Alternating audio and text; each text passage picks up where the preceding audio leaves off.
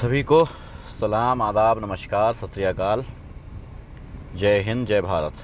उम्मीद करता हूँ आप सब लोग ठीक होंगे। अगर मेरी आवाज़ मिल पा रही है तो बता दें कि मेरी आवाज़ आप तक पहुँच रही है, ताकि मैं अपनी बात को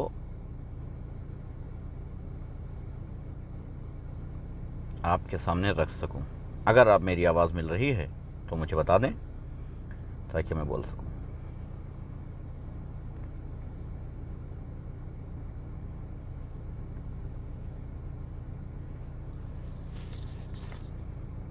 बात वालेकुम अस्सलाम भाई, रमज़ान मुबारक आपको भी। वालेकुम अस्सलाम, इसका मतलब आवाज़ आ रही। चलिए, शुक्रिया। बात करते हैं जो दिल्ली से कुछ जगहों से कुछ वीडियो आ रही हैं उस पर। कुछ जगहों से कुछ वीडियो आ रही हैं जहां ये बताया जा रहा है, पुलिस वालों द्वारा जा करके बताया जा रहा है कि मस्जिदों में अजान नहीं दे सकते। सबसे बड़ी बात यह है ना कि मैं सिर्फ ये जानना चाहता हूं कि आखिर चाहते क्या हो। आखिर चाहते क्या हो मीन्स आप इस देश को क्या बना देना चाहते हो। जब जब हम निकलते हैं भाईचारे का मैसेज देने, जब जब हम निकलते हैं इंसानियत का पैगाम देने, जब जब हम निकलते हैं हर बार इंसानियत को आम करने के लिए, तब तब आप सब मीडिया वाले मिलकर के, पुलिस वाले मिलकर के, राजनीतिक लोग मिलकर के इस चीज़ को ख़राब कर देते हैं और हर बार ज़िम्मेदार मुसलमान को ठहरा देते हैं। रमज़ान चालू है, हर मुसलमान एक ही बात कह रहा है कि इस बार हम इबादतें घर में करेंगे। हर मुसलमान यही कह रहा है कि इस बार हम घरों में इबादत करेंगे, इस बार हम नमाजें घरों में पढ़ेंगे, इस बार हम घर में रहेंगे। हर मुसलमान ये कहता जा रहा है। भाई लोग शेयर कर देना इसको, ताकि उन कुत्तों तक पहुंच जाए जो कुत्ते अपने आप को इस दौरान बादशाह समझ बैठे हैं। उन कुत्तों तक पहुंच जाए। उनकी औकात कुछ भी नहीं है, कुछ भी नहीं है। गली के उस पागल कुत्ते जैसी है जिसको कोई भी देख करके लात मारता है, उस पागल कुत्ते की तरह है। खैर, जब जब हम कोशिश करते हैं कि कोई भाईचारे का मैसेज दिया जाए, जब जब हम कोशिश करते हैं कि किसी तरीके से भाईचारगी कायम की जाए, तब तब आप लोग आते हैं और अपनी पॉलिटिक्स, अपनी राजनीति, अपना पावर, अपनी हिम्मत, अपनी दलाली, अपनी हर कुछ, हर वो अल्फाज मैं कहना चाहूँगा जो आपके ऊपर होता है। हालांकि रमज़ान की वजह से थोड़ा सा लिहाज और ज़्यादा करूँगा। नमस्कार राज भाई, थोड़ा सा लिहाज और ज़्यादा करूँगा। जहाँ तक लिहाज करता था उससे ज़्यादा लिहाज करने की कोशिश करूँगा, लेकिन आपकी हरकतें इस लायक नहीं है कि लिहाज किया जाए। दिल्ली से कई जगह से वीडियोज आ रही हैं जहाँ पुलिस वाले जाकर के मस्जिदों में रोक लगा रहे हैं कि साहब एलजी साहब ने कहा है कि अजान नहीं होगी। मैं कहता हूँ आपके क्षेत्र में कोई पुलिस वाला आए और कहे कि एलजी ने कहा है कि अजान नहीं होगी, उससे कहना कि लिखित लेके आओ इस मस्जिद के लिए, लिखित एलजी की साइन करके लेके आओ, तब मुझे बताओ कि हम कैसे यहाँ पर अजान न दें। मैं लगातार एक ही रिक्वेस्ट कर रहा हूँ सारे मुसलमानों से कि आप लोग घरों में इबादत कीजिएगा। मस्जिदों में एक मौलवी रहेंगे, अपना वहाँ नमाज पढ़ेंगे, तिलावत करेंगे, अजान देंगे, वो काम वो करेंगे। लेकिन इसके बिना पर अगर आपकी बादशाहत, आपकी हुकूमत ये कहती है कि आप अजानों पर भी पाबंदी लगा दें, तो साहब फिर ये न कहना कि मुसलमान सुनता नहीं है। हम बार बार समझा देना चाहते हैं, चाहे वो दिल्ली सरकार हो, चाहे प्रदेश की कोई भी, किसी भी प्रदेश की सरकार हो, चाहे वो देश की सरकार हो, मैं अच्छे से इस बात को समझा देना चाहता हूं। क्या ऐसे फेक पुलिस वालों को आप समझाओ, बाद में न कहना कि जिम्मेदार हम हैं, बाद में यह न कहना कि दिशाम रिजवी की स्पेस से कोई भड़क जाता है, बाद में यह न कहना कि हम देशद्रोही हैं, बाद में यह कहना कि तुम खुद देशद्रोही हो। अगर एलजी ने किसी तरीके की कोई विज्ञप्ति जारी नहीं की है, कोई लिखित में नहीं दिया है, जो कि अभी मनीष सिसोदिया का एक ट्वीट है कि एलजी साहब ने किसी तरीके की कोई रोक नहीं लगाई है अजान होने पर, अजान दे सकते हैं, अजान पर कोई रोक नहीं लगी है, तो फिर ये पुलिस वाले कौन हैं और किसके ऑर्डर से जा रहे हैं मस्जिदों में ताला मारने। साहब फिर ना कहना कि मुसलमानों ने ताला तोड़ दिया, फिर ताला भी तोड़ देंगे, नमाजें भी होंगी और अजान भी होगी। फिर तो तुम्हारे बाप ना रोक पाए, खाकी वर्दी होगी तुम्हारे ऊपर, हमारे ऊपर भी सफेद कफन है। अपने हद में रहा करो, अपने लिमिट में रहा करो। बर्दाश्त की एक हद होती है। हम लगातार भाईचारे का मैसेज दिए जा रहे हैं, हम लगातार लोगों को समझाए जा रहे हैं, हम लगातार चीजों को समझ रहे हैं, हम लगातार वो कर रहे हैं जो तुम्हारी करने की हैसियत नहीं है। उसके बाद भी वही बात। अब मस्जिदों की आवाज से तुमको कोरोना होने लग गया है। अब मस्जिद में अगर एक आदमी जा रहा है अजान देने, तो उससे भी तुमको कोरोना हो जाएगा, उससे भी तुम्हारे समाज में नफरत फैल जाएगी। लखनऊ में कई मस्जिदों पर रोक लगा दी गई है कि वहां पर अजान न दी जाए, अजान न दी जाए। मैं जानना चाहता हूं भारत की उस दलाल मीडिया से, भारत की उस दलाल से जो बैठ करके दूसरे मुसलमानों के ऊपर तंज कसती है, मैं उससे पूछना चाहता हूं यह कौन सा लॉजिक है कि अजान ना दो नहीं तो कोरोना फैल जाएगा। मैं जानना चाहता हूं भारत के उस प्रधानमंत्री से जो अपने आप को न जाने क्या समझ के बैठा है, कौन सा तानाशाह समझ के बैठा है, जबकि उसकी औकात 2 कौड़ी की नहीं है, सिर्फ 1 वोट की उसकी औकात है, जो मेरी भी उतनी ही औकात है। रही बात लोगों के दिमागों में, तो जाहिर है कि कम से कम मेरे दिमाग में उसके लिए कोई रिस्पेक्ट नहीं है। सीधी सी बात है, हम डरते नहीं हैं, इसलिए हम बोल देते हैं कि मेरी निगाह में उसकी कोई रिस्पेक्ट नहीं है। जो देश को तोड़ना चाहता हो, जो देश को बर्बाद करना चाहता हो, उसके मेरी निगाह में कोई रिस्पेक्ट नहीं है। मस्जिदों के अजानें अगर रोकी जाएंगी, अगर मस्जिदों में यह कहा जाएगा कि नहीं साहब आप अजान भी नहीं दे सकते हैं, तो फिर आप याद रखिएगा, फिर आप ना कहिएगा कि मुसलमान भड़क गया है, फिर आप ना कहिएगा कि मुसलमान नहीं सुनता है, फिर आप ये ना कहिएगा कि मुसलमान जिम्मेदार है, तो फिर जिम्मेदार आप होंगे उसके। अपने खाकी कुत्तों से कहिए कि मस्जिदों में ताला मारना बंद कर दें, मस्जिदों पर रोक लगाना बंद कर दें, अपने खाकी कुत्तों से कहिए। और हां, आपके क्षेत्र में किसी भी तरीके का कोई आदमी अगर मस्जिदों पर रोक लगाने आता है, उससे कहिएगा कि लिखित लेके आओ, उसके बाद हम अजान रोकेंगे। लिखित लेके आओ, एलजी, मुख्यमंत्री, कोई भी हो, उसका खुद का लेटर लिख के आओ कि हां इस मस्जिद पे अजान पे रोक लगाई गई है, उसके बाद हम रोक लगाएंगे। और उसके बाद हम यहां नहीं, सिर्फ भारत की कोर्ट में नहीं, दुनिया की हर कोर्ट में उसके लिए मुकदमा लड़ेंगे कि कैसे अजान से कोरोना होता है, मुझे बताया जाए। बिल्कुल राहुल सिंह जी भाई, लेकिन बहुत सारी मस्जिदों में दिल्ली में और लखनऊ में रोक लगाई जा रही है कि अजान नहीं दे सकते हो, मस्जिद में अजान नहीं दी जा सकती है, इस पे रोक लगाई जा रही है। यानी हम जितना सब्र कर लें, हम जितना रिस्पेक्ट दे लें अपने कंट्री को, हम जितना रिस्पेक्ट दे लें अपने प्रधानमंत्री को, अपना जितना रिस्पेक्ट दे लें अपने कानून को, मेरे ऊपर उतना ही ज्यादा हावी किया जा रहा है। अगर हम कहें कि साहब हम घरों में इबादत कर लेंगे, हम कहें कि हम घरों में नमाजें पढ़ लेंगे, हम भीड़ नहीं लगाएंगे, तो वो ये समझते हैं कि हम डर गए हैं, वो ये समझते हैं कि हम डर गए हैं। नहीं साहब, डरे नहीं हैं, हम अपने समाज की, अपने मुल्क की सलामती के लिए ये कर रहे हैं। तुम्हारे बाप की औकात नहीं है हमें डरा लेने की। हम मस्जिदों में नमाज ना पढ़ते हुए जो घर में पढ़ते हैं, उसकी वजह ये नहीं है कि तुमसे डर गए हैं, बल्कि उसकी वजह यह है कि हम अपने मुल्क में नहीं चाहते हैं कि किसी तरीके से कोई नफरत फैले, हम नहीं चाहते हैं कोई बीमारी फैले, इस वजह से हम घरों में पढ़ना चाहते हैं। लेकिन अगर आप इस पे ये समझते हैं कि आज आपने नमाज पे ये हम मान गए हैं, तो अब चलो अजान पे रोक लगा दो, कल को आप कहोगे अजान पे रोक लग गई, अब साहब मस्जिदों पे रोक लगा दो, ताला मार दो, इनको जो है कुछ और बना दो, तो ये नहीं चल पाएगा। अपनी औकात भर काम किया करो तो समझ में आता है, अपनी औकात भर, खाकी वर्दी की जितनी रिस्पेक्ट है उतनी रखो, समझ में आई बात। वरना हमारे यहां खाकी कुत्ते भी होते हैं, ठीक है, इसलिए अपनी जितनी रिस्पेक्ट है उतनी समझो, समझ लो इस बात को अच्छे से। हाथ में डंडा लेकर के 2000 रुपए की नौकरी करने वाले जाकर के मस्जिदों में ताला मार रहे हैं, औकात क्या है इनकी, हैं कौन ये? ना कोई लिखित बात नहीं दे रहे हैं, कोई एप्लीकेशन नहीं, कोई परमिट नहीं, कुछ भी नहीं, मगर साहब मस्जिद में अजान नहीं हो सकती है, साहब का हुक्म है। कौन साहब है तुम्हारा, बताओ मुझे, कौन साहब है तुम्हारा? कुत्ता है कोई साहब तुम्हारा? कुत्ता, कोई साहब कुत्ता ही हो सकता है जिसको अजान से एलर्जी है। हुआ था एलर्जी एक को, निगम नाम था उसका, अजान से बड़ी दिक्कत थी उसको, दुबई में फंसा है, और जब अजान होती है तो अजान दोहराता है, जब अजान होती है दुबई में फंसा है, और जब अजान होती है तो दोहराता है अजान को। मालूम है क्यों? क्योंकि उसको अपना ट्विटर भी बंद करना पड़ गया है, क्योंकि दुबई की हुकूमत छोड़ने वाली नहीं है उसको।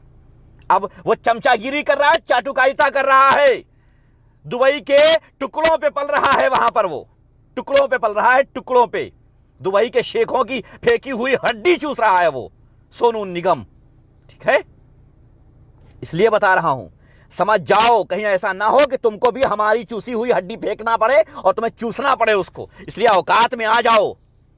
हम कह रहे हैं बार बार, हम हर मुसलमान से यही कह रहे हैं कि भाई अपने घरों में नमाज पढ़िएगा, एक मौलवी साहब रहेंगे, मस्जिद में अजान देंगे, नमाज पढ़ेंगे, जो भी करना है अपना इबादत वो वहां पे करेंगे, आप सब अपने घरों में करें, ये कह रहे हैं। और हर आदमी, हर मुसलमान इसके ऊपर राजी है, हर मुसलमान इसको मान रहा है, हर मुसलमान इस पे अमल कर रहा है।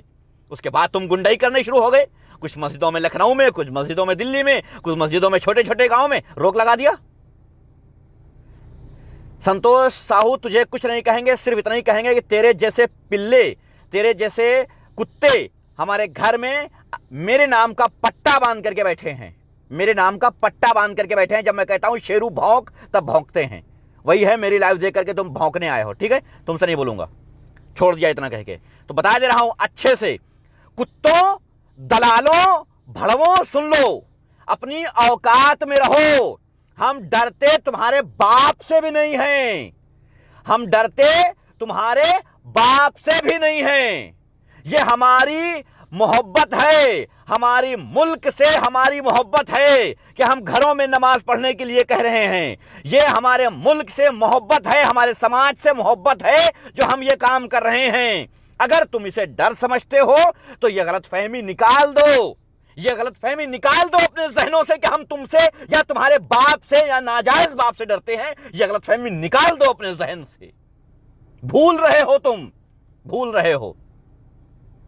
टुकड़ों पे पलने वाले तुम लोग कुत्ते हो, जो आज सरकार के टुकड़ों पे पल रहे हो, कल कोई और सरकार आएगी उसके टुकड़ों पे पल जाओगे।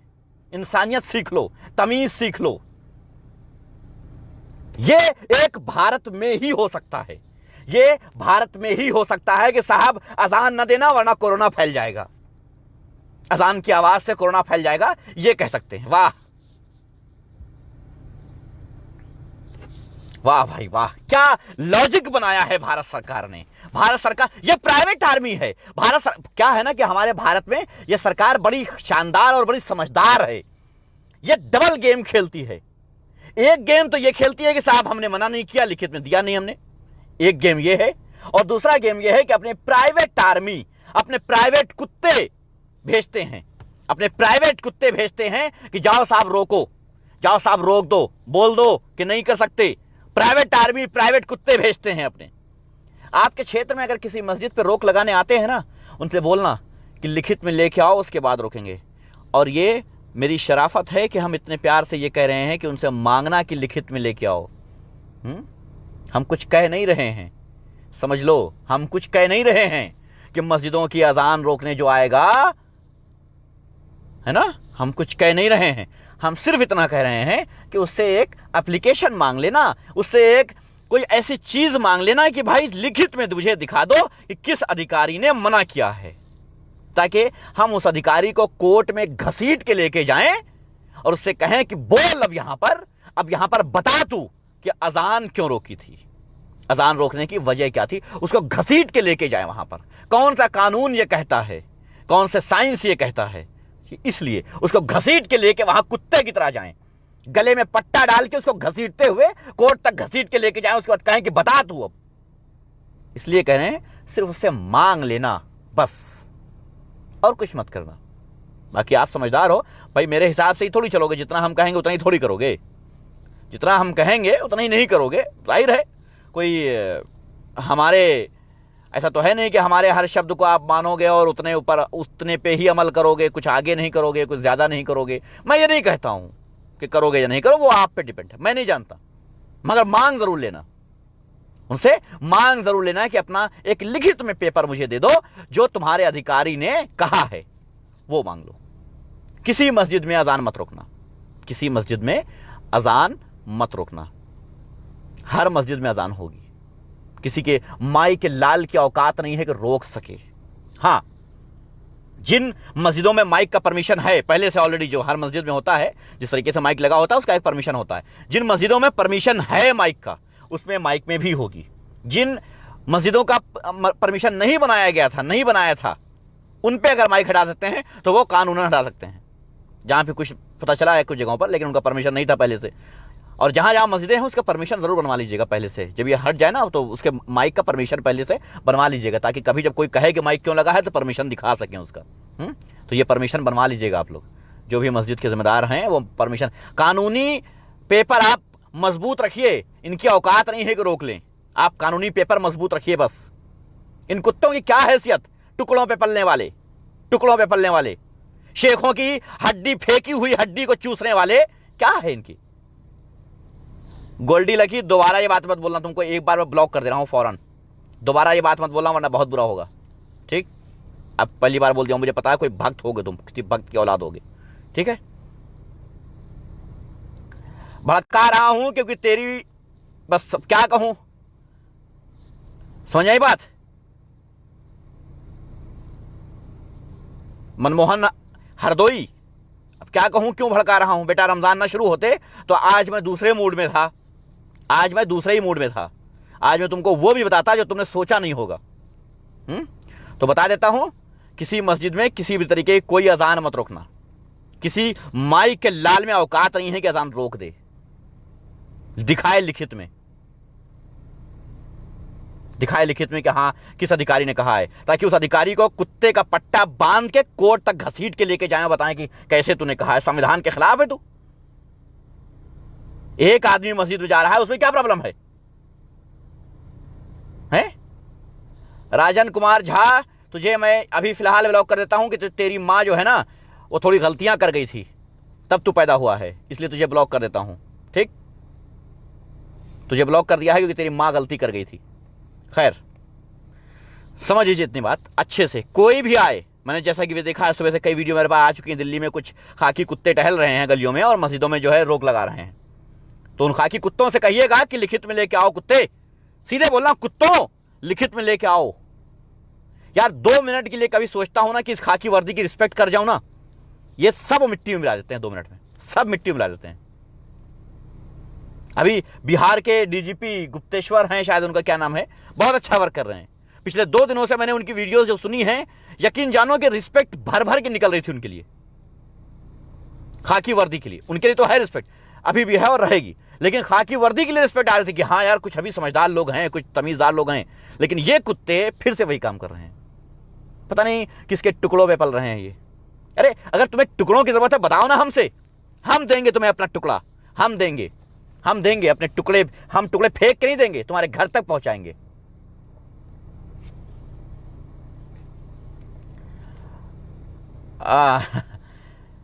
क्या नाम है आपका? सक्षम गुप्ता, उमर वसिया, पता नहीं, आपने नाम भी बड़ा लाजवाब है। आपने ये हदीस खुद कही है क्या? फेसबुक चलाना मना किया है, हैं? अगर कहीं आपको लगता है कि कोई हदीस आपने खुद कह दी हो तो अलग बात है कि फेसबुक चलाना नहीं चाहिए ना। खैर, अपने आप लोग मस्त रहिए, आप लोग नई नई हदीसें निकालते रहिए। पता नहीं, पहले आप नाम लिखना शुरू कीजिए, अच्छा सा नाम लिखना शुरू कीजिए, पहले अपना सही से नाम लिखना शुरू कीजिए, उसके बाद आइएगा हदीस बयान करने। खैर, तो बता देता हूं, किसी मस्जिद में अजान रुकनी नहीं चाहिए। हर मस्जिद में अजान होगी, लोग जाएंगे अजान देंगे, और अगर कोई रोकने की कोशिश करे तो उसे लिखित में मांगना पेपर, कोर्ट तक उसे हम घसीटेंगे, कोर्ट तक हम घसीटेंगे उसे, याद रखना। हाँ, ज्यादा लोग नहीं होने चाहिए। जब कानून आप मानोगे, कानून के हद में आप रहोगे, तभी कानून से हम कह सकते हैं कि साहब हम तो कानून के हद में हैं, ये क्यों नहीं। लेकिन अगर हम खुद कानून तोड़ने लग गए तो फिर नहीं कर सकते हैं। अगर आप मस्जिदों में भीड़ लगाने लग गए तो फिर हम जिम्मेदार नहीं है, उसके जिम्मेदार आप होगे। लेकिन अगर मस्जिद में एक लोग जा रहे हैं, आवाज दे रहे हैं और कोई रोक रहा है, मुझसे बताइएगा, कोर्ट में उस अधिकारी को घसीट के लेके आऊंगा। याद रखना, ये लॉकडाउन भी ना कोर्ट खुलती है, घसीट के लेके आऊंगा कोर्ट में, पूछूंगा कौन सा संविधान, कौन सा कानून कहता है देश में रोकने के लिए अजान। ज्यादा अपने आप को पावरफुल मत समझ ले, ये सरकार, ये हुकूमत, ये बादशाहत, ये कुत्ते। ये समझे कि सिर्फ 5 साल की बात होती है, बस, उसके बाद कुछ नहीं। याद रखना, अगर आप समझ गए हैं कि नहीं साहब बहुत पावरफुल हैं आप जो चाहें करें, तो आपका वक्त धीरे धीरे सिमटता जाता है, और सिमटने के बाद, इसलिए इतनी बात समझ लेना। चलिए, बहुत बहुत शुक्रिया आप सभी का। ख्याल रखिए, इबादत घर में कीजिए, नमाजें घर में पढ़िए, कहीं भीड़ मत लगाइए, मस्जिदों में तो खास करके भीड़ मत लगाइए, वरना लोग फौरन बहाना ढूंढ लेते हैं इस वजह से। हाँ, आपकी मस्जिद में अजान देने से कोई नहीं रोक सकता है, याद रखिएगा। ये मैं कानूनन कह रहा हूं, कानूनन कह रहा हूं। देश का प्रधानमंत्री भी आपको नहीं रोक सकता है मस्जिद में अजान देने से, याद रखिएगा। देश का प्रधानमंत्री भी नहीं रोक सकता है। शुक्रिया सभी का। जय हिंद, अल्लाह हाफिज़।